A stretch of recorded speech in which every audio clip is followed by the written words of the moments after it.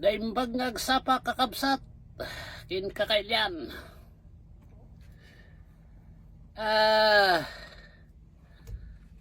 I'm crossing a question, guys, kasi nagtatanong sila kung ano ba talaga ako. Igorot ba, Ilocano o Tagalog?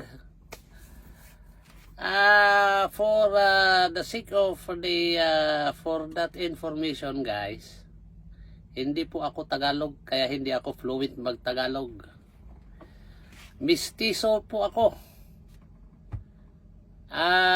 Mistisong Ilocano at saka Igorot. At ang original namin, guys, ay Espanyol. Kaya kapag papansin niyo yung apelyido ko ay Mostoles. Originally from Spain. So ang Mostoles na apelyido, guys, ay originated from Ilocos Sur. So ang father ko ay taga Ilocos, Ilocano na may dugong Espanyol. Kaya may dugo kaming Espanyol, guys. And ang lola namin sa mother side ay Mountain Province, Kankanay. At ang mother namin ay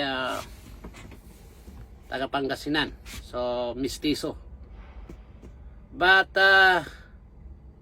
lahat kami were born to live in Baguio City. So fluent kaming mag-Kankanay. Kankanay ay Mountain Province, guys. So kaya pasensya na kayo kung hindi ako medyo marunong mag-Tagalog. I cannot deliver actually a fluent Tagalog. But in any case, yun po, mistisong Ilocano Igorot, kung baga sabihin natin, bagbag-o sa ating mga nandyan sa Mountain Province.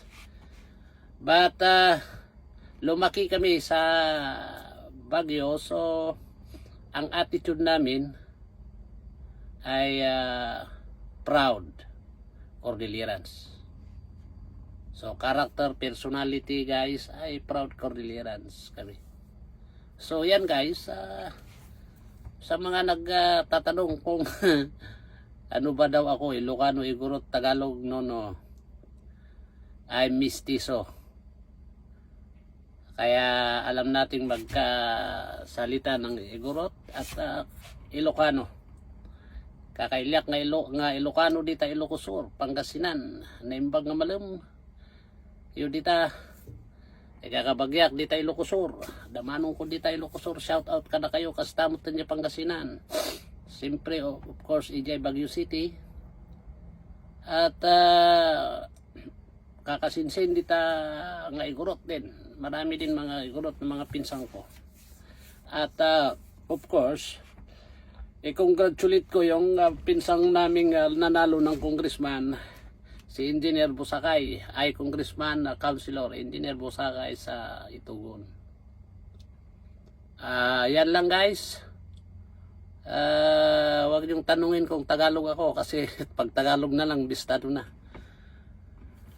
Magandang hapon at naimbang nga malam sa inyong lahat. Bom tarat-tarat.